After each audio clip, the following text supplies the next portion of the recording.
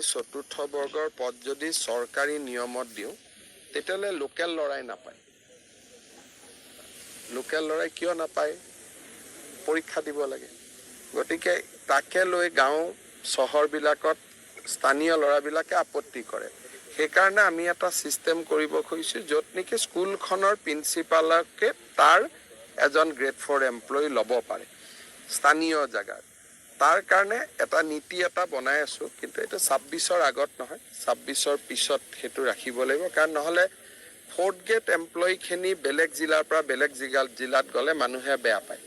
সেইকাৰণে বহুতবিলাক ৰাজ্যত আজিকালি নতুন নতুন কিছুমান নিয়ম কৰিছে। ময়ো এইবাৰ শিকি আহিছোঁ 2-3টা। কিন্তু বিধানসভা নিৰ্বাচনৰ আগত যিহেতু আমাৰ এডভাৰটাইজ হৈয়ে গ'ল, নিযুক্তিয়ে হ'ব গোটেই পোষ্টখিনি।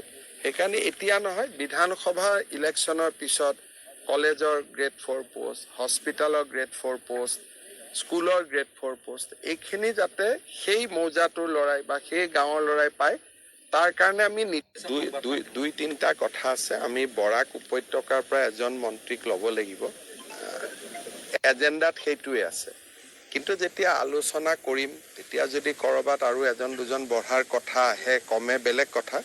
কিন্তু বৰ্তমান আমাৰ খুব জৰুৰী হৈ আছে যে বৰাক উপত্যকাৰ পৰা এজন মন্ত্ৰী আমি ল'ব লাগে।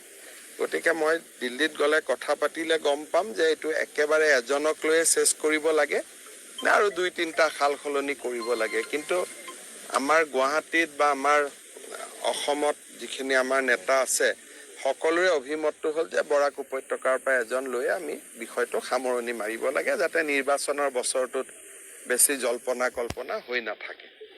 আপুনি সেইদিনা কৈছিলে সভাপতি জিলা সভাপতিসকলে নিৰ্বাচন খেলিব নোৱাৰিব বুলি। হয়, ৰাজ্যিক সভাপতিৰ ক্ষেত্ৰতো ৰাজ্যিক সভাপতিৰ ক্ষেত্ৰত এইটো প্ৰযোজ্য নহয়। কাৰণ ৰাজ্যিক সভাপতিজন সাধাৰণতে এনেকুৱা মানুহ হয়, তেখেত নিৰ্বাচন খেলা মানুহে হয়।